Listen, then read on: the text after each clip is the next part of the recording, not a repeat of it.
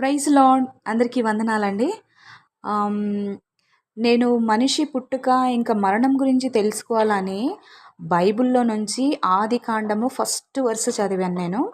అయితే మొట్టమొదటిగా దేవుడు భూమిని ఆకాశాన్ని ఏ రీతిగా సృష్టించాడో, నీటిని ఏ రీతిగా వేరుపరిచినాడో, సముద్రానికి ఏ రీతిగా కంచెలు వేసినాడో, సూర్యున్ని చంద్రుణ్ణి నక్షత్రాలని ఏ రీతిగా తయారు చేసినాడో అన్నీ అక్కడ రాసి ఉంటుందండి. ఇంకా జంతువులని, సముద్రంలో చేపలు కానీ, సముద్ర జీవులు, ఆకాశ పక్షులు అన్నిటి గురించి వివరించి రాసి ఉంది. అదే రీతిగా దేవుడు మనిషిని ఏ రీతిగా తయారు చేసినాడో కూడా ఇక్కడ రాసి ఉంటుంది.